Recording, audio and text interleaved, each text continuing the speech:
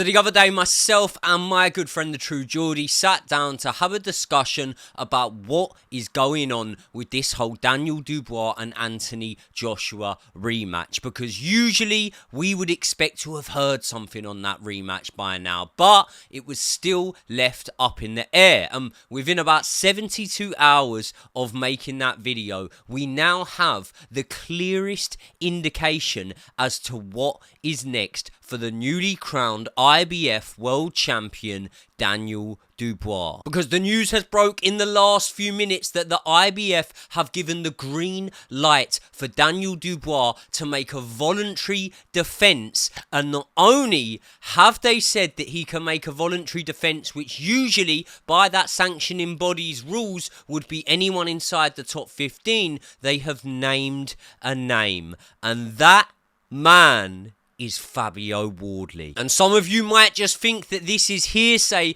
and internet talk, but I'm reading this article off of Sky Sports News right now, and I'm telling you guys, I can honestly see this one happening next. Because listen, I have spent years both listening and watching pieces of media with Eddie Hearn being interviewed, and the tone and the words that he has been using whenever questioned about this AJ against Dubois rematch are tones that for me indicate that he does not have the intention, or maybe I should say AJ does not have the intention of taking that rematch next. And I don't write off the possibility that Anthony Joshua could win a rematch against Daniel Dubois. He could prevail. This is heavyweight boxing, and let's be honest, stranger things have happened. But when you have just been absolutely blitzed by a younger and hungrier man, it's going to be really, really hard to get back in there as soon as February and to swing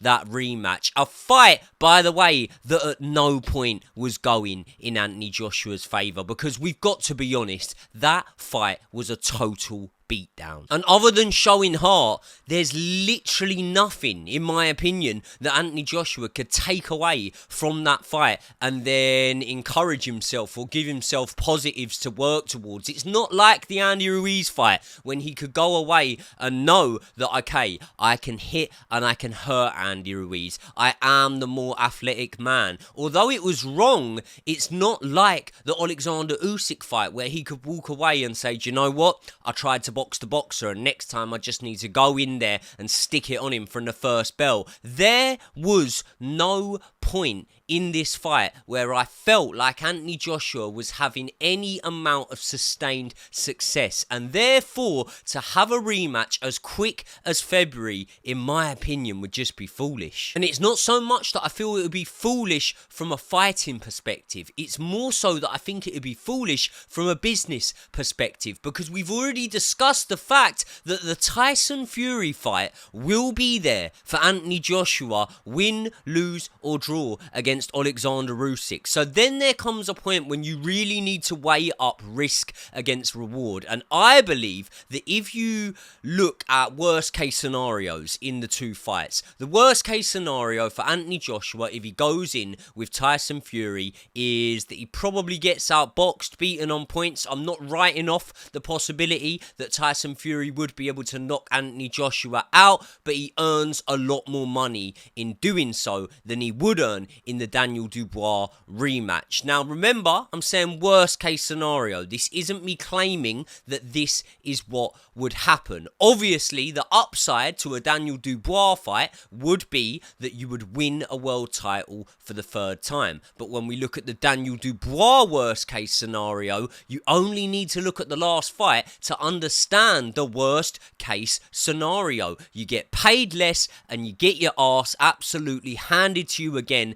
and therefore you probably don't have all that many lucrative payday options on the table after that fight. If Anthony Joshua goes in with Tyson Fury, let's say for example there's a close and competitive fight, there's multiple knockdowns between each fighter, you could even make a rematch there. So the lucrative financial options would weigh heavy in the favour of AJ sitting out and waiting for Tyson Fury, whether or not he was to prevail in his rematch with Alexander Usyk. So if I'm AJ, I know what route I'm taking, and that means that Daniel Dubois is free to take a fight against whoever he wants, as long as they are rated in the top 15 by the IBF. And I've got to be honest, right, I've actually in the past credited the IBF for actually being strict with their mandatories, but at the same time, it is also a hindrance. It means that in the Fury against Usyk rematch, that won't be for undisputed. It will just be a unified bout. If Bivol and Beterbiev agree their rematch, that also probably won't be for undisputed. And as for boxing fans, despite the fact we've seen it once for undisputed, both of those fights respectively, I would like to see for undisputed. So there has their ups, there has their downs, but at the same time as that, another criticism of the IBF is their rankings don't make all that much sense. Because if you look at the IBF top 15 at the moment, right, they're not got Joseph Parker ranked in the top 15. They've not got Tyson Fury ranked in the top 15, but they do have Otto Wallin ranked in the top 15. They do have Derek Chisora. They have Frank Sanchez. They honestly, have a look at the top 15 and you'll see what I mean by this. They have some crazy names in that top 15. And out of those names, quite a few of the fighters in there are fighters that are currently under promotional contracts with Frank Warren. When you look down the rankings, the next two in line after Daniel Dubois are Ajit Caballel and Martin Bakole. And as we've already spoke about in previous videos, the IBF have ordered a final eliminator to determine the next mandatory challenger out of those two fighters that I have just named, Ajit Caballel and Martin Bakole. So it looks like those two guys will be tied up, because I feel at this point it would kind of be unfair for one to skip the queue ahead of the other, and therefore I think that rules them out of the rankings, let's say, or at least the queue to fight Daniel Dubois next. Now, one man who recently entered that IBF top 15 is a man who put in an explosive and devastating performance just a couple of weeks ago, a fight that I was in attendance for, and produced one of the most horrific and actually scary knockouts that I have seen in a boxing ring, when he completely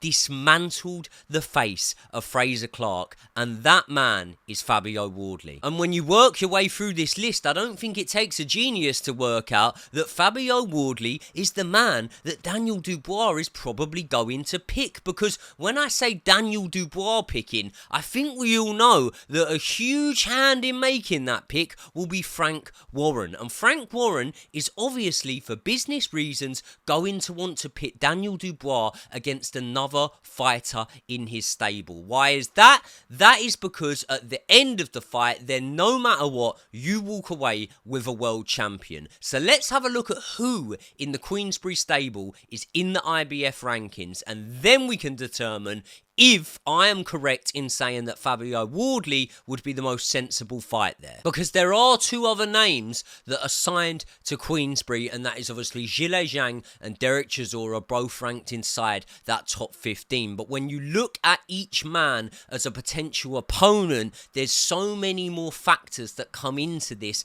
rather than just who's the best. You know, there's the age of the fighters, there's the length of the contracts that these fighters are on with Frank Warren. There is what their marketability is. Do they put bums on seats? Do they attract pay-per-view numbers? And ultimately, there is how dangerous they are to Daniel Dubois. So we're going to do a bit of role play here right now, and I'm going to play Frank Warren, and I'm going to go through those three names. Let's start off with Derek Delboy Chisora. Now, Derek Chisora has literally stated that his next fight is going to be his last, and we have actually heard that that fight was rumoured for Manchester in February, by which point, by the way, Derek Chisora will be 41 years old. Now, the name in question was Jarrell Big Baby Miller. That was apparently who he could be fighting, and as much as I don't actually have any inside scoop on this, you would believe that possibly that could fall on to an overseas Riyadh season card. However, if Derek Chisora was to beat Daniel Dubois, then realistically he's going to either vacate the belt and retire, having known that he's fulfilled a career-long dream of winning a world title, or he's just going to fight, I don't know, Tyson Fury for the 9th time or something like that. But what I'm saying is there's not a long and fruitful career that's going to then progress off the back of Derek Chisora hypothetically picking up a world title, is there? So straight away, that fight, if I'm Frank Warren, has no appeal to me. Then you look at Zhilei Zhang, and again, this fella is in the Who Needs Him club, because he's probably, in my opinion, I would say the hardest puncher in the heavyweight division. I think that we've definitely seen that in his last few performances. But as well as being that, the reason I say he's in that Who Needs Him club is he's not a pay-per-view star just yet. And when I say just yet, I mean, when's he going to become it? Because he's 41 years old. So he's been boxing a very long time. And therefore, in Zhilei Zhang, you're not going to have a fighter, if he was to beat Daniel Dubois, that's going to harbour a long and fruitful career and earn you loads and loads of money if you're Frank Warren. It's just not a viable option, really. Very high risk, very low reward. As much as I would actually love to see that bout between Zhilei Zhang and Daniel Dubois, by the way, I think that would be phenomenal. But the only other Queensberry fighter inside the top 15 ranked is number 12, Fabio Wardley. He's 29 years old, which in heavyweight terms is not old in the slightest. I mean, look at the fact we just spoke about Zhilei Zhang. He's probably in the best part of his career right now. And although I mentioned that he probably hasn't got all that long left, at 41 years old, that shows you just how long you can still be competitive at the top level for. And not only that, he's 29 years old, Fabio Wardley, but in boxing terms, he's an absolute baby. He literally started boxing 7 years ago. 22 years old, he was working as a recruitment consultant and decided to start doing a bit of unlicensed boxing. And for the viewers of you or who are watching from the US, that's what a lot of you guys call white collar fighting. It's something that I did myself. Now, I had 10 bouts and I'm boxing on misfits. Fabio Wardley had 4 and he now has the chance to fight for a world title. This is just insane, isn't it? By the way, the reason I mentioned those 4 unlicensed bouts is because Fabio Wardley never had a single amateur fight. Now, I'm sure if I really scratch my brain, I'd probably still won't be able to think of anyone. But comment section, let me know. Could you name me a world champion that had never had an amateur fight? I can't think of one off the top of my head, but maybe you lot can let me know. Maybe there's an obvious one that I'm missing out. But if Fabio Wardley was to do that, was to become a world champion without ever having an amateur fight, that would be unbelievable. But from what I've just said there about Fabio Wardley's experience, or should I say lack of experience, it does seriously ask the question, would this be sensible for Fabio Wardley after having a short pro career so far in which, yes, he's looked explosive, but has mixed nowhere near the level that Daniel Dubois has, to go in there and to fight Daniel Dubois? And not just Daniel Dubois, this version of Daniel Dubois, who is in the form of his life, having beaten Miller, Hrgovic and Anthony Joshua back to back, progressively looking better in each fight, and the stoppages getting more devastating in each fight, culminating with him knocking out Anthony Joshua in front of 90,000 at Wembley Stadium. And I'm not saying that they're not both on good runs of form, by the way. Fabio Wardley has pulled off some impressive wins over David Adeleye, and obviously he went the distance and got that draw with Fraser Clark, but then in the rematch he immediately came out, stuck it on him, and as I say, he gave the former Olympian literally one of the most gruesome injuries that I have seen in a boxing ring. But that win that he recorded is the highest profile win to date on Fabio Wardley's resume. It's definitely the most skilled man to date that Fabio Wardley has been in there with. And when you look at Daniel Dubois, albeit in defeat, he has been in there with the pound for pound number one, in my opinion, in Alexander Usyk. He's also been in there with AJ, with Hrgovic, with Joe Joyce, and a host of other names. And therefore, you can't deny that Fabio Wardley taking this fight against Daniel Dubois would be a huge risk, and a risk that I believe that many fighters just wouldn't take. But I'll tell you what, I don't think Fabio Wardley's like many fighters, and I'm about to tell you exactly why I think this fight happens. Now, we've already mentioned the fact that Frank Warren would obviously like to make an in-house fight, and I don't have any inside knowledge on that, but I'm just using a bit of common sense and applying it here. Of course, you're going to want to walk away from the fight, whatever happens, with a world champion. Not only that, a world champion who's young, a world champion with not many miles on the clock, a world champion who is possibly approaching their prime years.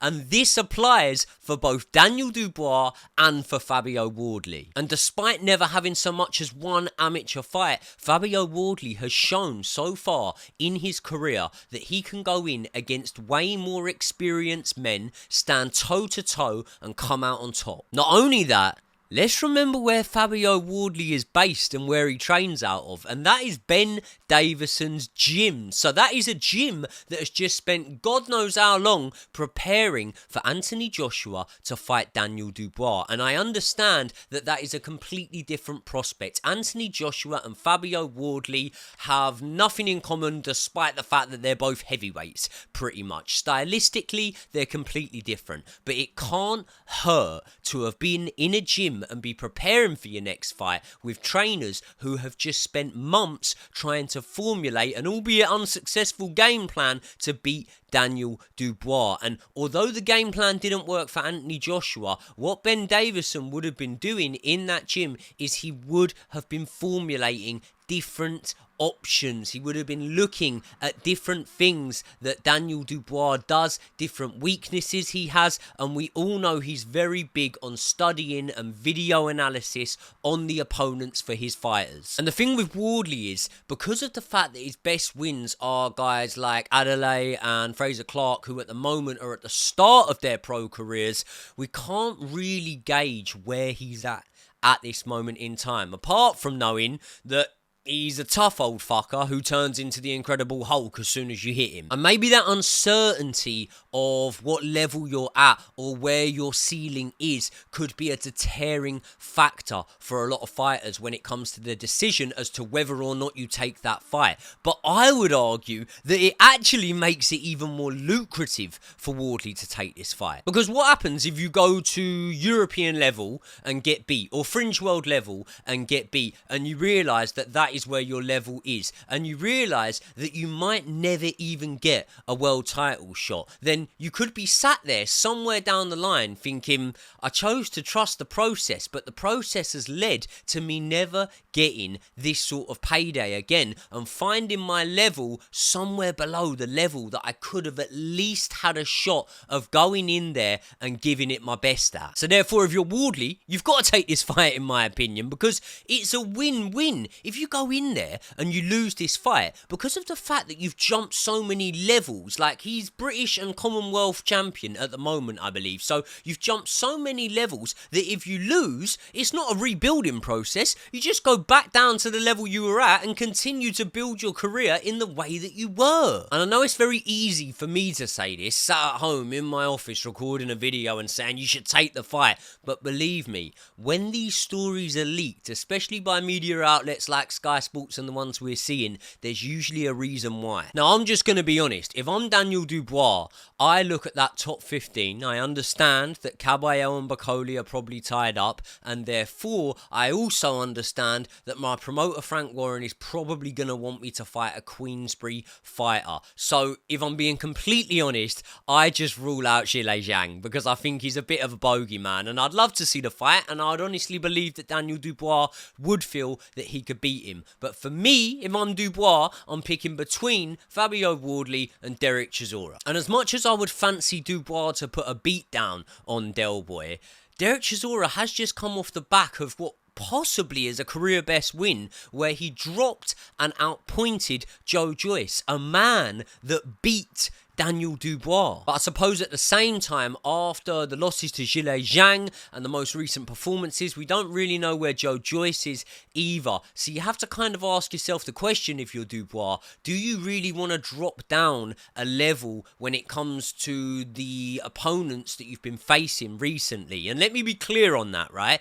Because there'll be people in the comments now that will argue that Chisora is better than Fabio Wardley, and his resume would suggest that, and his resume would suggest that. I understand that, but at the same time, tell me now and be honest with me. What fight gives you more excitement? A fight with Derek Chisora, who, yes, is almost an icon of British boxing. He's been there for years. He's fought everyone, been there, done it, worn the t-shirt and ate the five guys afterwards. But he does have 13 losses on his record. Or would you rather go in there with a young, hungry, ferocious puncher like Fabio Wardley, who has just put on that one-round demolition job that we saw in Saudi a few weeks ago? Tell me, who would you be more excited to see Daniel Dubois fight next? I know full well that the British public will be more excited to see Daniel Dubois take on Fabio Wardley next. And that's why I'm calling it. It's happening next. I think that the bookmakers will open up with Dubois as a somewhat sizable favourite, and they would be doing so for good reason. You know, he's got better fundamentals, he's on better momentum, he's got better wins to his resume, more experience, and all in all, he is a better boxer than Wardley for me. But then you also do have to think about the uncertainty factor around this fight, you know, because fighters like Hrgovic and Anthony Joshua do box in quite a conventional way, and therefore can be a little bit easier to prepare for. But it's very hard to prepare for a man who, in all honesty, might not know what punch himself he's going to throw next, like Fabio Wardley, because he's very unconventional. And you match that with his speed, a really good chin, and an undeniable ability of having one punch knockout power, and I believe that that makes for a truly interesting fight between these two young British heavyweights. I'm putting it out there, people. I don't think this is just a news story. I think this one is going to happen in February, and my God, will I be excited for it. Stylistically, I can't see a way that this is a bad fight. I also can't see a way that this fight goes more than 6 rounds, if I'm being honest. And because the news is just breaking, and I'm sure it's going to gather momentum and we're going to find out more and more about it, this is just sort of my initial reaction and letting you guys know how I feel about the fight. But I'll tell you what I'm going to do. I am going to call the big dog, my friend Brian, the true Geordie, and I'm going to see if I can get him on a call as the news develops so that we can stylistically break down and speak more about this fight. But in the meantime, please let me know your thoughts in the comments, and please, please, please subscribe to the channel. It helps me out more than you could imagine. Drop a like on the video, and if it happens, I want percentages, people. What percentage chance do you give Fabio Wardley, the man that never had an amateur fight, of pulling off a win and winning the IBF World Heavyweight title off Daniel Dubois? Let me know in the comments. I will see you all in the next one.